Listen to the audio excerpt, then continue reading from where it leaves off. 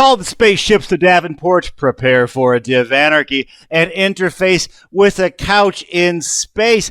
2 weeks in a row, regular scheduled. It's like we're back or something. I know I say that every time, but like we're back because now I'm on a regular schedule. Speaking of regularity, we have a regularly awesome advertiser this week. It's Ligerhawk Records, available at ligerhawkrecords.bandcamp.com. This week, check out Rose Colored Glasses, the new single from Tommy Tantrum, followed by Methods of Dance, 80s Industrial from Greece. It's so good. Alf Must Die, yet another single from Tommy Tantrum. 8-Bit Panda Strike remix, the Sonic theme. It's awesome. Picking Up the Pieces from James Netterwald. It's great. Black Hearts by Tommy Tantrum. He's just been on a roll. 8-Bit Panda Strike's video game remixes. More of that remix stuff. We put out another sampler, Into the Octagon 2.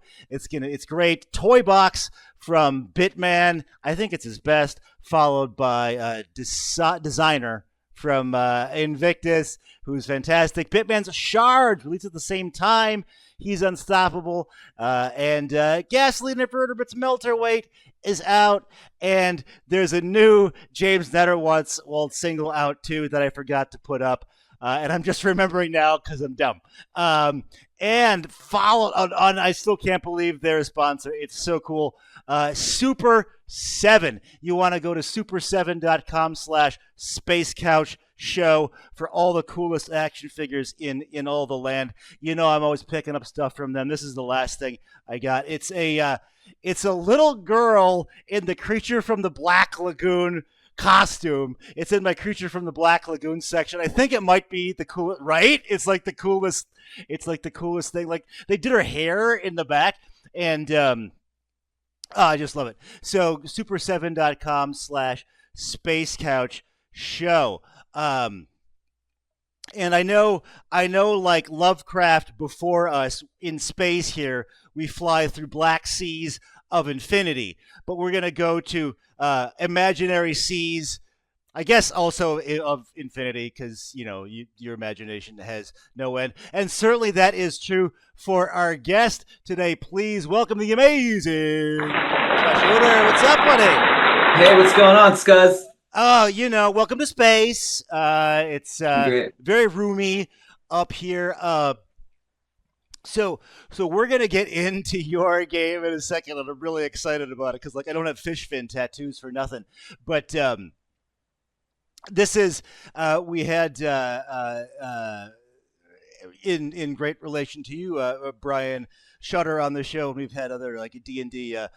Shout out to filmmakers, and I like to start with this question because I never know where it's going to go. How did you get started in gaming, and do you remember your first character?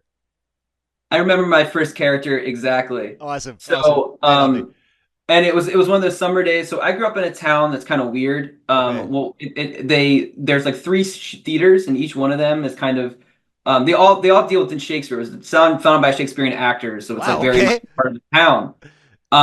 So like me and my buddy Zach just got back from doing like a Midsummer's Night's Dream. We were playing the fairies, and we were all glittered up. And then he comes over like after we cleaned ourselves up, he says, "Hey, you know, we were playing stick fighting outside. I've got this game." And it was the Black Box 2nd edition, and he pulls it out. Yes. And I was so excited. And the funny part is, you know, like in media right now, Dungeons and Dragons is like getting a bunch of people into it. Right. And for me, it kind of came full circle because I had just finished watching Freaks and Geeks like that night. Yeah. And I was like, I'm playing a dwarf named Carlos because I just thought Franco's character, even though he's kind of canceled right now, I know. But I thought his character was like, you know, the coolest. Yeah. So my first character was Carlos the dwarf, and his one thing was he would I would like headbutt people in the crotch because I knew I was a short. We only played like a few sessions of that, and then after that we played like a really long kind of stint where we then graduated to the 3.0 box, or it was like early 3.0 of the Diablo role-playing game that Dungeons and Dragons had put out. So my character Dagnir Bloodfang the Barbarian, yes, he was I played him for a while, for many summers. I dressed up as him, like we went outside. Oh, wow. We played that campaign for a little bit. And that was kind of my first like real stint. Very cool.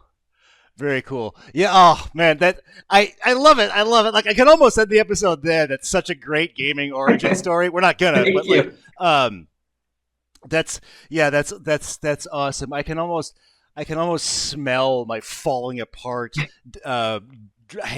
player's handbook for the second edition with the guy with the wing hat on the front. It's just like, because I'd paged through it, so it's just held together with tape and hope.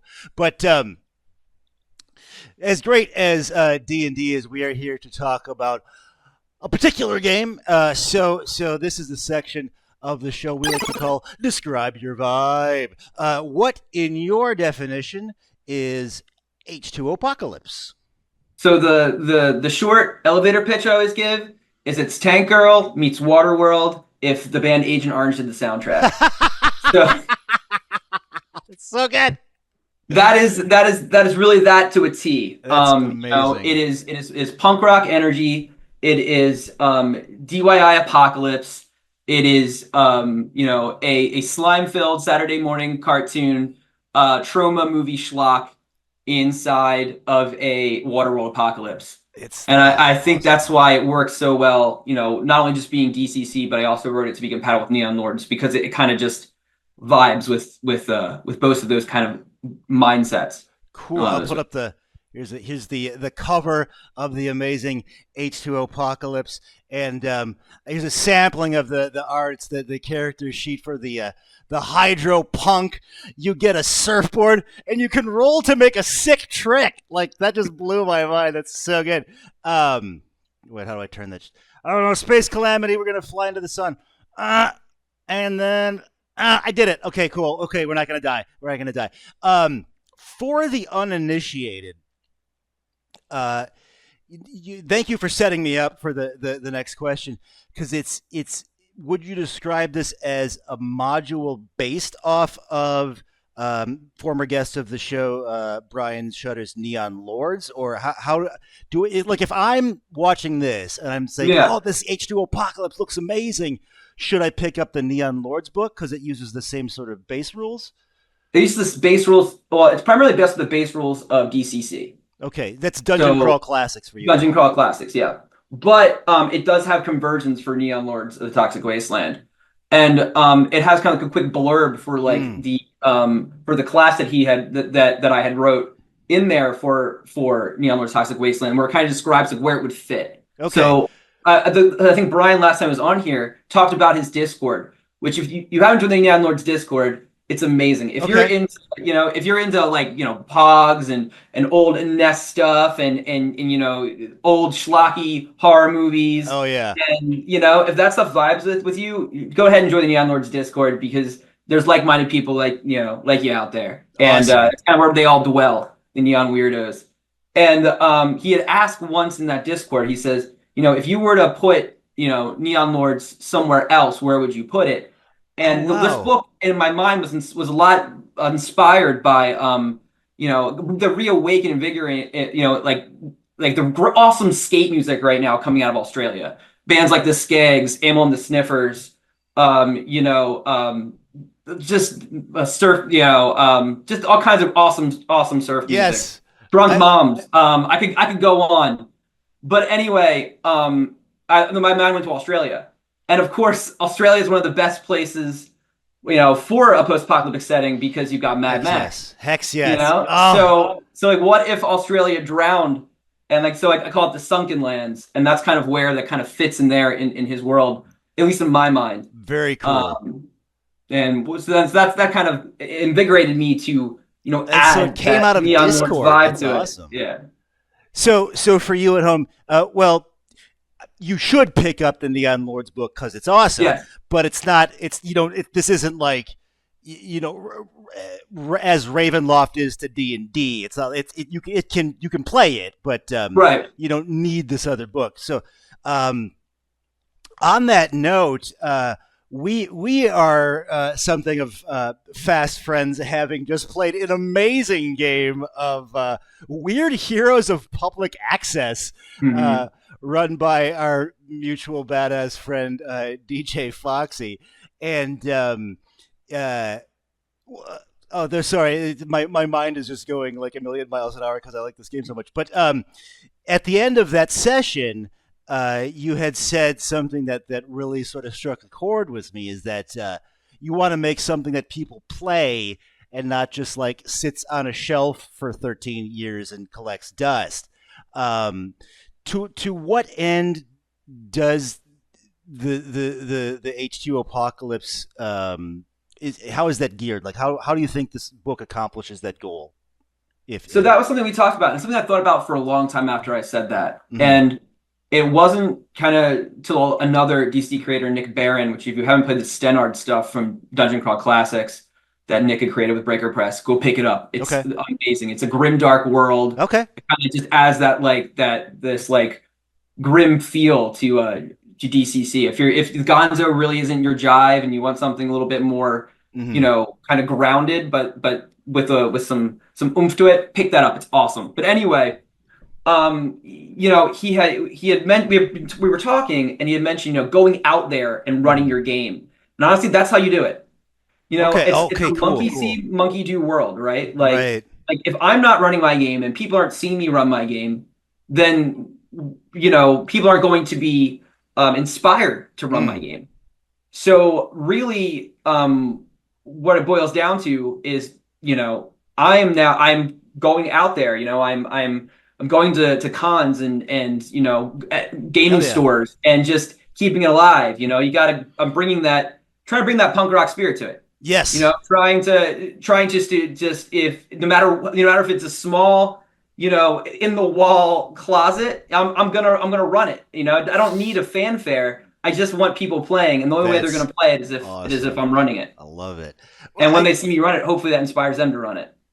Speaking of punk rock, I do want to emphasize to the viewer at home, not only do you get to roll for sick tricks and have aqua-modded out characters, you're playing in a punk band too. It's just like so I was just like I'm sorry to gush. Well, not really, but like I was just really excited about the book. And if people are coming from the gaming world of like a post-apocalyptic, like a Gamma world or like D20 Apocalypse or something like that, is there anything that sort of sets this off on its own path of set it apart from like the post-apocalyptic genre, or does it sort of carry that torch, do you think? I think there's a very rise up type of attitude that this game brings to it that a lot of other games don't have. And I'm not saying that they don't have the capacity to have that, but from the get-go, it's your punk band, it's your band, it's your outer barges versus the Spire.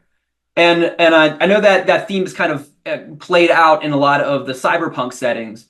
But for my when I played a lot of the more post-apocalyptic settings, you're trying to crawl the wretches of the old world. Yes, this is what you kind of have that vibe here, but this is very much just like you're continuing.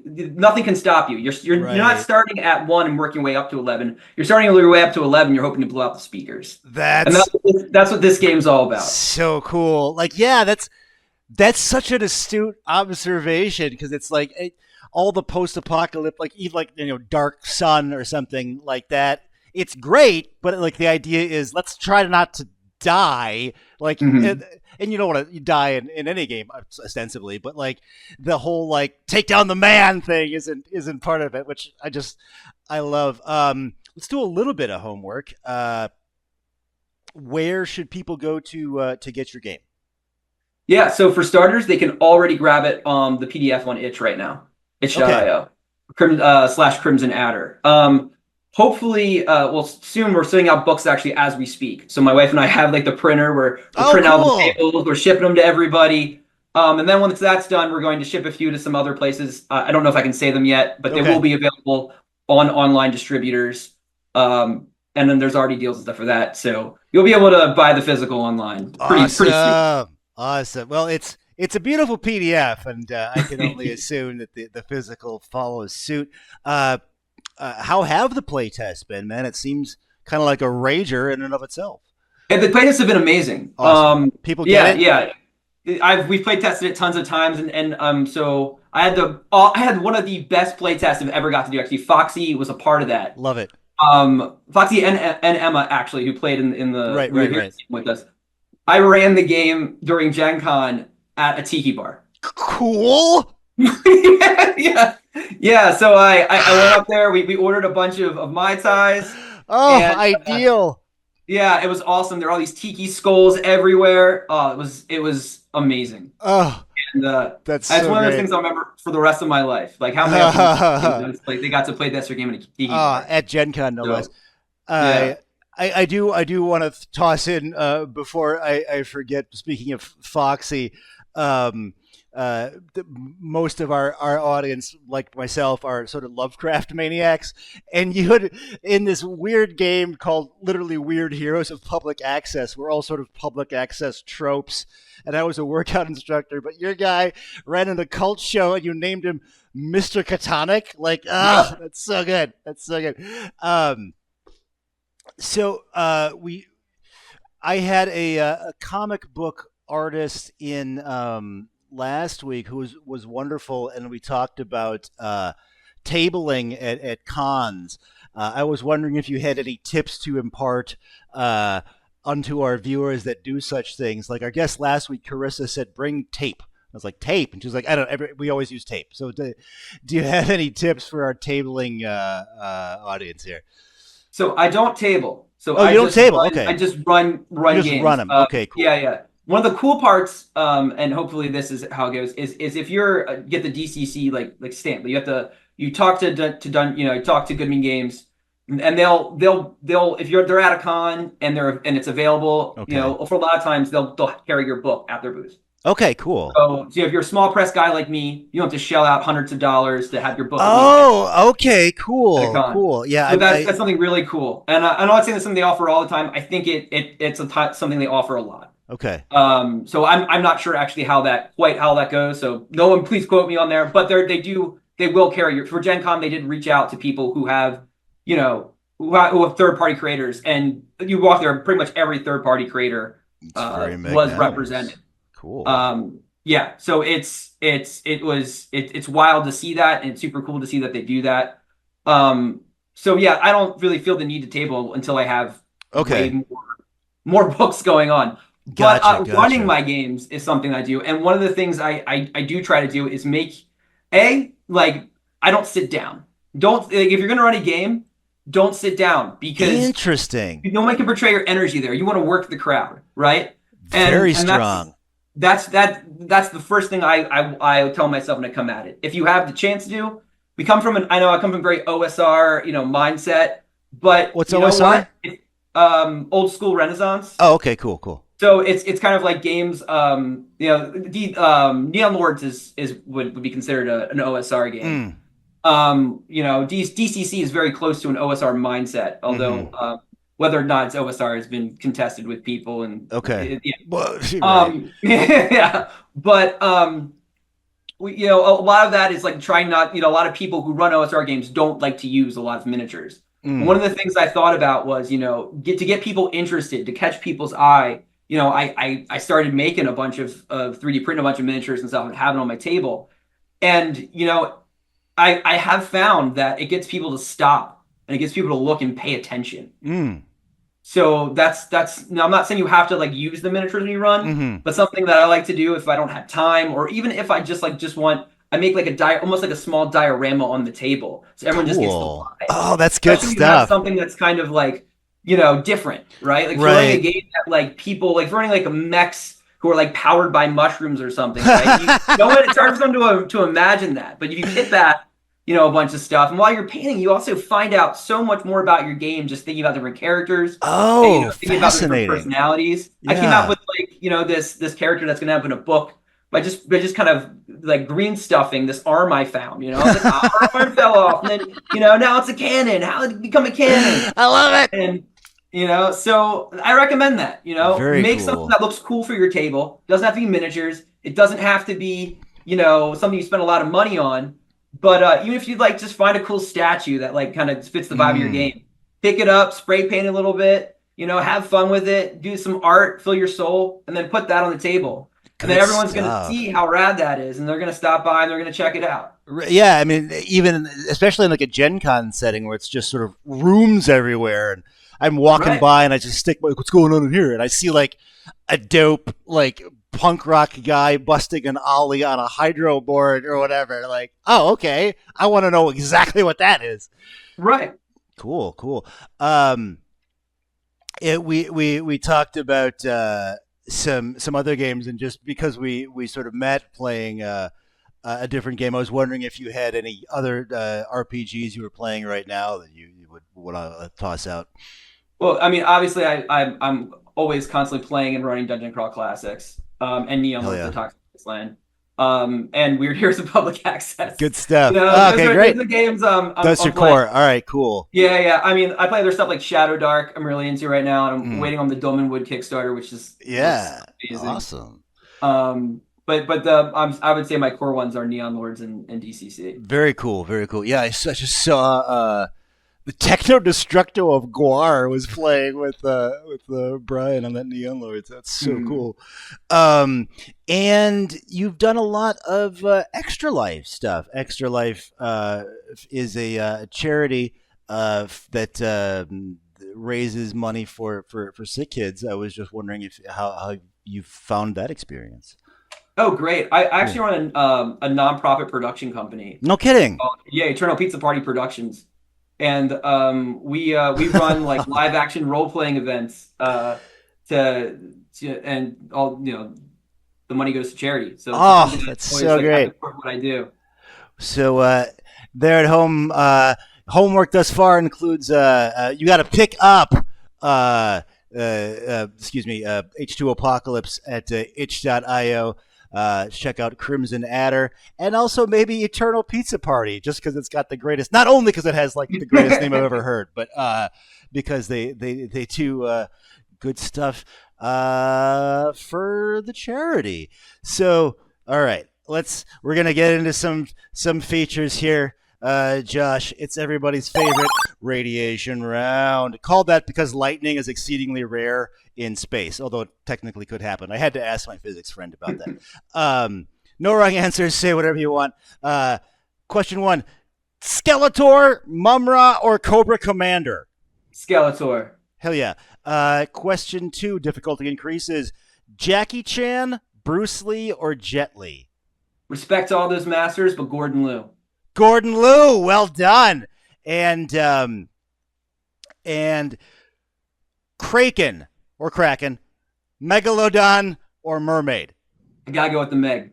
Okay, very strong. That was a strong radiation round from the top. Skeletor, Gordon Liu, and the Meg.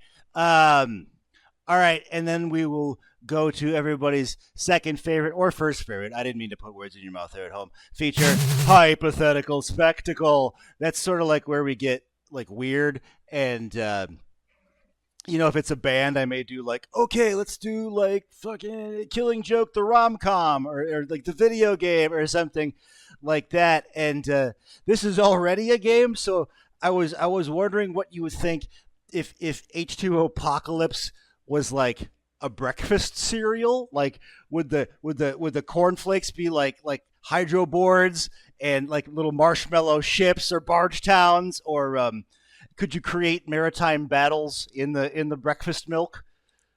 I'm glad you asked that. So I know a lot about this. So for starters, I'm a vegan. So the thing that pisses me off a lot is that there's never any like Saturday morning cereal where the marshmallows are vegan, and that sucks. So I would definitely have marshmallow surfboards, like standard, like different color, totally. But they'd be vegan. Vegan, right? Very vegan cool. Marshmallow surfboards, and if you've been to Trader Joe's, it tastes the same. It really does. Okay, but there's no, you're filling a business niche already. I'm feeling a business niche. All right. So then there would be the puffs. There's like those puffs. Right. Yeah, I'm gonna bring back an old one here. Hidden Treasures. You remember Hidden Treasures? Wow! Right? You did not just remember the Hidden Treasure. Yeah, so they would all be filled with blue, but the blue would just taste differently no matter what you ate. Right. But then puffs would have like little drawings of like punk rock Jolly Rogers. Yes. And anarchy signs on them, and it would Totally. turn the cereal blue. The cereal milk blue. Very strong. Very Yeah. strong. And would you be obligated to throw a rager when you finished each box? I mean, 100%. 100%. what I'm referencing, I don't know. This just like my growing love for this book knows no bounds. Like, not only is it nautical punk rock, you're obligated in the rules to throw a rager when you finish a mission. Like, and dice modify the rager and so forth. Okay, so that I'm very excited for the H20-POCALYPSE vegan breakfast cereal that turns the milk blue, and you may be late for school having so much fun playing H20-POCALYPSE. Play with your food. That's what I'm saying. So we usually finish with this, and today will be no exception. Although we kind of got into it a little bit already. What is next for the mighty Josh Yoder? You're doing some play tests around town. Right. So I have my release party in Philadelphia at Unity Java Umbria, and that's at November 16th. Although I'm also, as you mentioned, running on November 3rd, X Crawl for Extra Life. Very at cool. Days of Nights in Newark. That's already sold out though, so all over the place. Wow. And that's gonna be a live event. And then I'm going to PAX U. Be running H2O at PAX U. Wow. I'm running H2O at Philadelphia Gaming Expo, and I'll be running H2O at Delcon. Where's Delcon? I don't know. Delcon. It's a small convention in Delco. It's like a 1 day. Okay, very cool. Yeah. Wow. Okay, so if you're in the Philadelphia area at home, there on Earth or Mars, or most of our audience is on terra firma, but I don't want to be, exclusionary to any Venusians that might be watching. We are in space for no reason.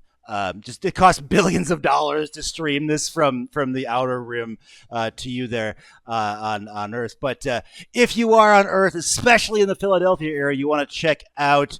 That was November 16th at where was the place? November 16th at Unity Java. Yes.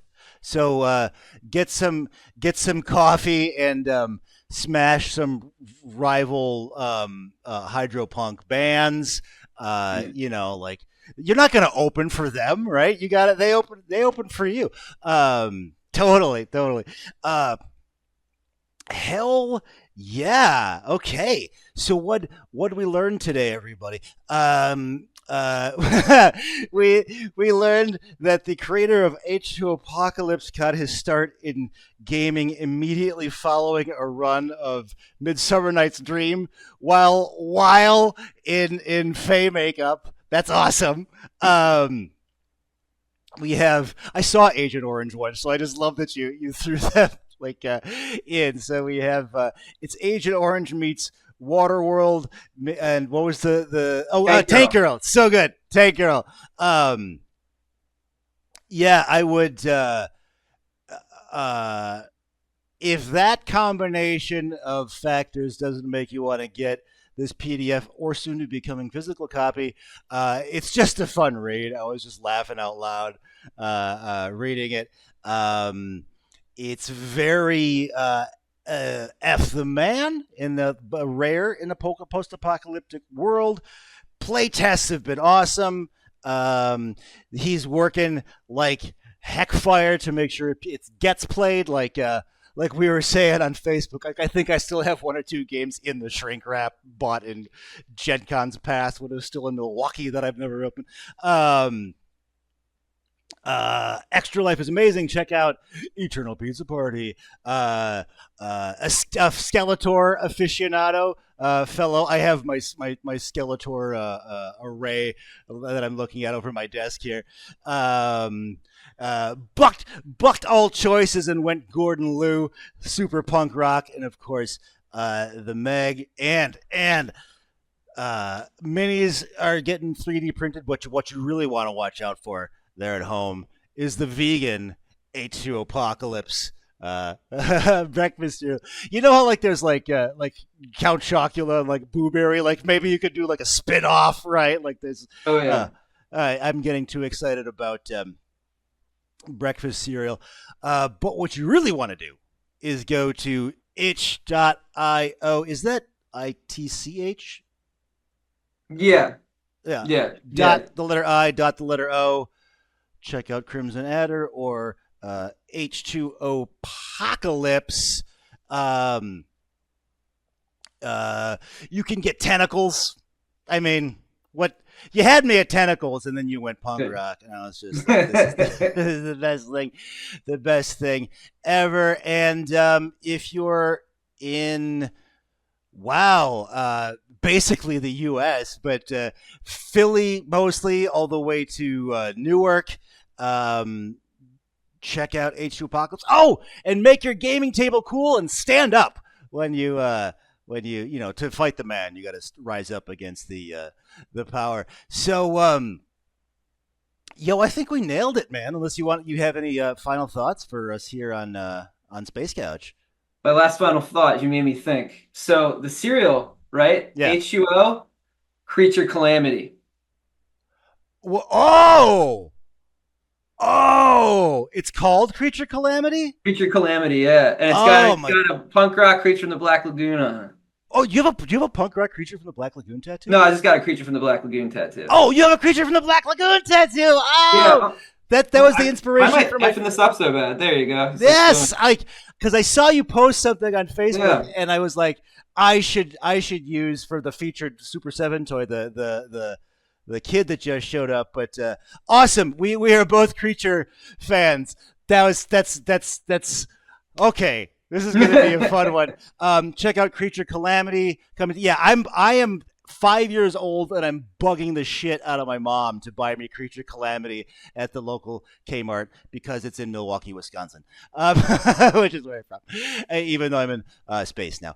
So this will run Sunday, because like I'm in space, it's like there's like a time. Eddie. So like we are, as you're watching this, we're in probably your past, but in our present because, space time curves when you get way out here. But until then, this is Brian for Space Couch, for Josh for H2O-Pocalypse, the hottest and wettest game around, saying call the spaceships to Davenport, prepare for a anarchy, and interface with a couch in space. Space Couch! Then this is the end credits. And I just let us talk over those because it's funny. Dude, that was such a fun episode. Like, I not only do we have a creature from the Black Lagoon, Creature Calamity, I think it's got legs or fins, as it were, for some wonderful, wonderful products.